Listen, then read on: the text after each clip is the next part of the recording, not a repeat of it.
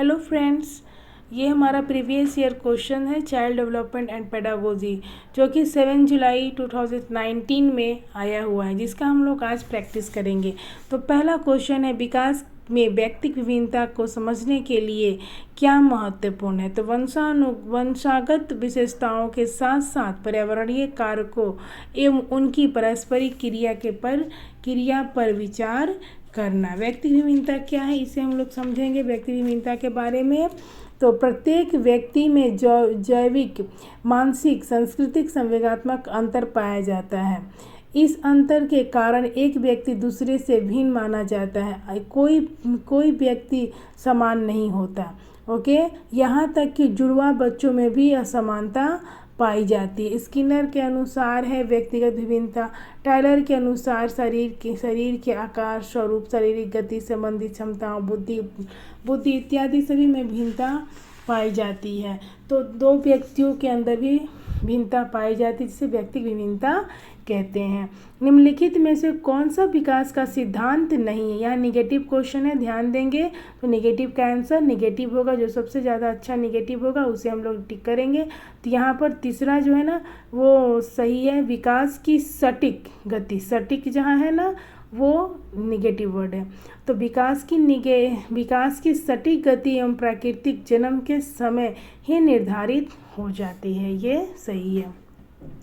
अनेक शोध अध्ययनों से पता चलता है कि शिक्षक लड़कियों की अपेक्षा लड़कों से अधिक पारस्परिक क्रिया करते हैं। इसका सही विवेचना क्या। ये तो लैंगिक पक्षपात है, जो कि हमारा दूसरा सही होगा। यह शिक्षण में लैंगिक पक्षपात का उदाहरण है। निम्न में से कौन सा प्रगतिशील शिक्षा की यह अवधारणा के बारे में प्रमुख है। तो यहाँ पर देखेंगे कि क्या दे रहा है। प्रत्येक बच्चों की क्षमता एवं संभावना में विश्वास करना, ये पहला ही सही है, क्योंकि यहाँ पर दूसरा में दे रहा है मानक निर्देशक मूल्यांकन, ये भी गलत है। बाह्य प्रेरणा भी गलत है। एक रूप भी दिया है मूल्यांकन, ये भी गलत। मानदंड भी गलत है, निगेटिव वर्ड है। और पाठ्य पुस्तक निगेटिव वर्ड है। तो ये पहला जो है वो सही है। नेक्स्ट है पांचवा क्वेश्चन, दृश्य रूप से बाधित विद्यार्थियों के साथ कार्य करते समय एक शिक्षक को किस प्रकार के अनुकूलन करना चाहिए। तो यहाँ पर फर्स्ट सही होगा। कई प्रकार की दृश्य प्रस्तुतियों का प्रयोग करना, ठीक है। सहयोगात्मक अधिगम एवं हम उम्र साथियों के द्वारा शिक्षण का एक समावेशी कक्षा में एक प्रयोग से उपयोग करना चाहिए। तो यहाँ फोर्थ सही होगा।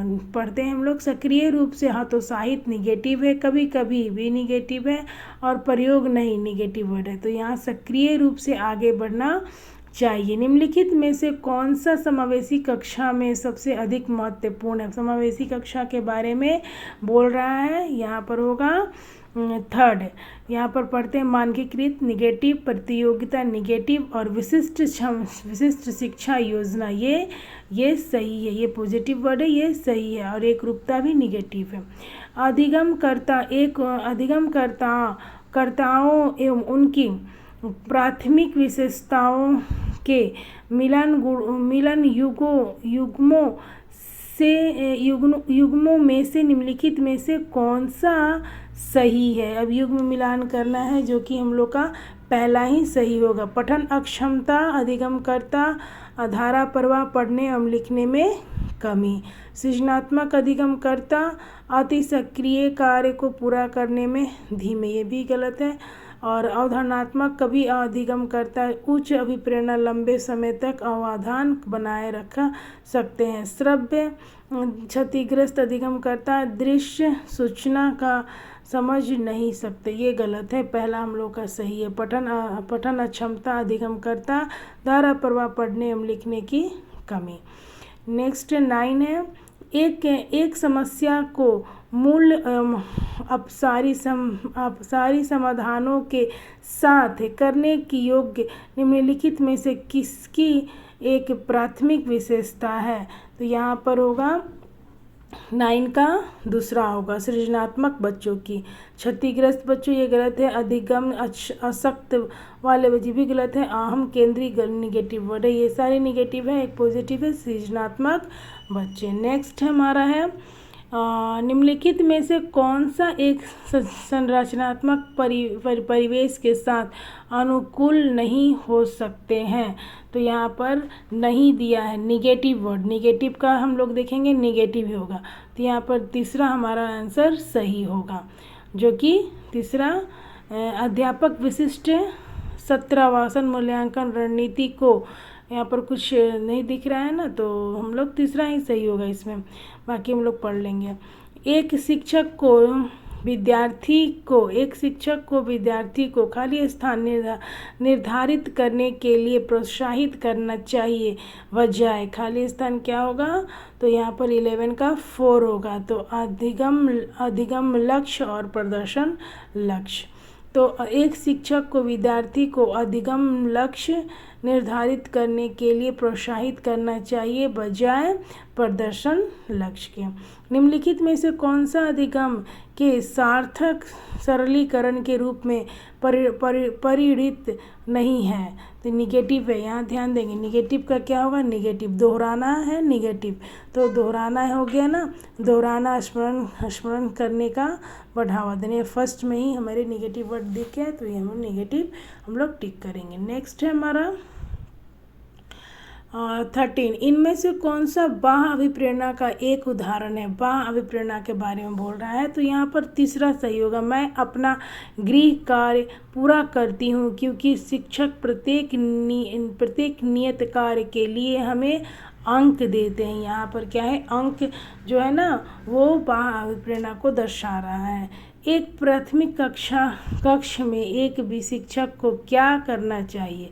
प्राथमिक कक्ष में शिक्षक को क्या करना चाहिए, तो यहाँ पर दूसरा सही होगा। उदाहरण और गैर उदाहरण देकर बच्चों को प्रोत्साहित करना चाहिए। निम्नलिखित रणनीतियों में से कौन सी बच्चों में अर्थ निर्माण करने को बढ़ावा देती है। अर्थ निर्माण करने का बढ़ावा 4 अन्वेषण एवं परिचर्चा। ठीक है। 16, निम्नलिखित में से कौन प्रभावी अधिगम रणनीति के उदाहरण हैं। यहाँ पर ध्यान देंगे और मिलान कर इसको सीक्वेंस में रखना है, बताना है कौन से हैं। तो यहाँ पर लक्ष्य सगम सारणी निर्धारण करना, संगठनात्मक चार्टों को अवधारणा। यहाँ पर होगा 16 का 3rd होना चाहिए। 1 2 3 4 5 1 2 3 4 5। ठीक है, ये सारे रणनीति का उदाहरण है। ओके। नेक्स्ट है संरचनात्मक ढांचों में बच्चों को किस रूप में देखा जाता है। संरचनात्मक ढांचों में बच्चों को किस रूप में देखा जाता है। 3rd, एक समस्या समाधान करने वाला तथा वैज्ञानिक अन्वेषण के रूप में। तो 18 है अपनी कक्षा में सहयोगात्मक अधिगम का प्रयोग करते समय एक शिक्षक की भूमिका किस प्रकार होनी चाहिए। तो यहाँ पर होगा दूसरा सहयोगात्मक होना तथा प्रत्येक समूह की निगरानी करना। यहाँ सहयोग जो है ना पॉजिटिव वर्ड है। तो बच्चों की गलतियों एवं भ्रांत धारणाएं क्या है। बच्चों की गलतियों एवं भ्रांत धारणाएं। 4th सहयोग शिक्षण अधिगम प्रक्रिया में एक महत्वपूर्ण कदम है। शिक्षण अधिगम की प्रक्रिया के लिए रुकावट देखिए निगेटिव है, शिक्षण में अनदेखी भी निगेटिव है, और सूची करते बच्चों की क्षमताएं और तुलना भी निगेटिव है। सारे निगेटिव है, ये वर्ड जो है निगेटिव, और बाकी हमारे ये चौथा में है पॉजिटिव। शिक्षण अधिगम प्रक्रिया में एक महत्वपूर्ण कदम है। नेक्स्ट, पियाजे के अनुसार विशिष्ट मनोवैज्ञानिक संरचनाएं अनुभव से सही अर्थ निकलने का व्यवस्थित तरीके में क्या कहा जाता है। तो यहाँ पर होगा 20 का 1, तो स्कीमा। यहाँ पर ध्यान देंगे पियाजे के अनुसार विशिष्ट मनोवैज्ञानिक संरचना अनुभव से यह सही अर्थ निकलने व्यक्तिगत तरीके को क्या कहा, स्कीमा। स्कीमा पर ध्यान देंगे। स्कीमा क्या है? स्कीमा बालक के मन मस्तिष्क में उदित निर्मित विचार एवं बिंदुओं के पूंजी को स्कीमा कहते हैं, जिसमें कोई संकल्पना रूपायित और व्याख्यात होती है। मनोवैज्ञानिक शिक्षाविद जीन पियाजे अधिगम की आत्मसातीकरण के द्वारा एवं उपरांत इस विचार को महत्ता से जोर दी है। स्कीमा हमारे लिए कितना महत्वपूर्ण है, ये जीन पियाजे ने हमें बताया है। नेक्स्ट है एक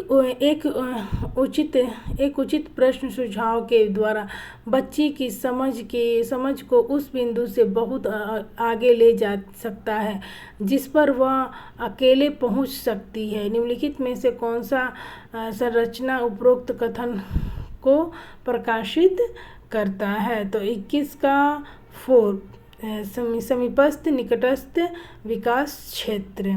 लेव वाइगोत्स्की के अनुसार आधारभूत मानसिक क्षमता को मुख्य रूप से किसके द्वारा उच्चतर संरचनात्मक प्रक्रियाओं में बदला जा सकता है? तो यहाँ पर सामाजिक पारस्परिक क्रियाएं। निम्नलिखित कथनों में से कौन सा विकास अधिगम के बीच संबंध में सही तरीके से सूचित करता है? तो यहाँ पर हम लोग पढ़ेंगे 3 क्वेश्चन या 3 आंसर होगा हमारा। तो अधिगम विकास का ध्यान किए बिना घटित निगेटिव है, और अधिगम की दर विकास की दर से काफ़ी अधिक, ये भी गलत है। और विकास एवं अधिगम अंतः संबंधित हैं, अंतः निर्भित भी हैं, ये सही है। विकास एवं अधिगम विकास एवं अधिगम संबंधित नहीं, ये नहीं जो है निगेटिव है। नेक्स्ट हमारा है निम्नलिखित में से कौन सा मूर्त क्रियात्मक अवस्था के प्रमुख कौशलों में से एक है? तो यहाँ पर होगा 24 का 1 सुरक्षित रखने की योग्यता। मूर्त सक्रियात्मक अवस्था में बच्चे सुरक्षित रखते हैं अपने चीज़ों को। जीन पियाजे एवं लेव वाइगोत्स्की जैसे संरचनावादी अधिगम को किस रूप में देखते हैं? तो जीन पियाजे एवं लेव वाइगोत्स्की जैसे समाजवादी अधिगम को किस रूप में देखते हैं? तो यहाँ 3 सही होगा कि पहला हम लोग पढ़ते हैं प्रक्रियाओं का अनुबंधन, निष्क्रिय गलत है। सक्रिय विवेचना में अर्थ निर्माण की प्रक्रिया सही है। कौशलों का अर्जन, ये गलत है। समाचार पत्रों में कहानियों एवं कतरनों का चयन करना एवं प्रस्तुत करना जो पुरुष महिलाएं दोनों को गौर परंपरागत भूमिका में चित्रित करते हैं, निम्नलिखित में से किस लिए एक प्रभावी रणनीति है? तो यहाँ पर 26 का 3 होगा। यहाँ पर लैंगिक जेंडर रूढ़ियों का सम्मान करने के लिए निम्नलिखित वर्णन को पढ़िए और कोहलबर्ग के नैतिक तर्क की अवस्था को पहचानिए। निम्नलिखित वर्णन को पढ़िए। यहाँ होगा 3 सार्वभौमिक नैतिक सिद्धांत अभिविन्यास। यहाँ पर हम लोग पढ़ भी लेते हैं। अंतःकरण के स्वचयनित नैतिक सिद्धांत के द्वारा सही कार्य परिभाषित किया जाता है जो कानून एवं सामाजिक समझौते पर ध्यान दिए बिना संपूर्ण मानवता के लिए वैध हो। यहाँ पर होगा थर्ड आंसर सार्वभौम नैतिक सिद्धांत। नेक्स्ट हावर्ड गार्डन के बहुबुद्धि सिद्धांत के अनुसार निम्नलिखित विशेषता से युक्त एक व्यक्ति की बुद्धि की किस प्रकार वर्गीकृत किया जा सकता है?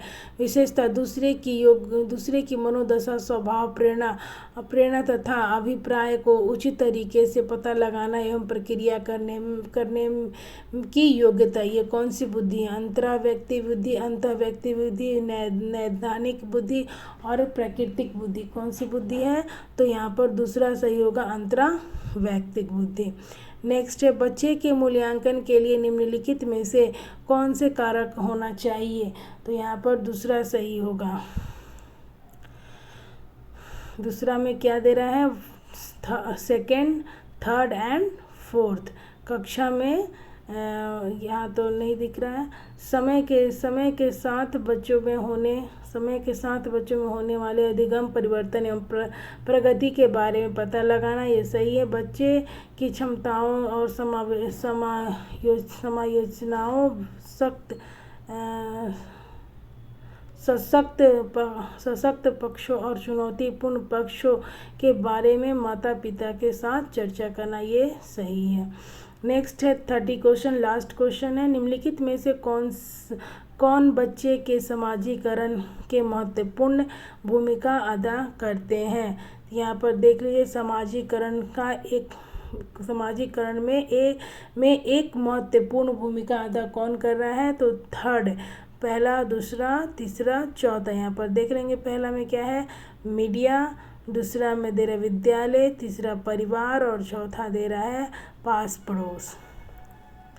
ओके, तो ये इस तरह से हमारा CDP का प्रैक्टिस सेट, ये फर्स्ट प्रैक्टिस सेट है, 7 जुलाई 2019 का है ये पेपर जो मैं आज आप लोगों को प्रैक्टिस कराई हूँ। नेक्स्ट मैं अगले प्रीवियस ईयर क्वेश्चन पेपर लाकर प्रैक्टिस कराऊंगी। ओके, अगर पसंद आती है आपको तो आप ज़रूर लाइक कीजिए, सब्सक्राइब कीजिए और कमेंट ज़रूर कीजिए। Okay, thank you.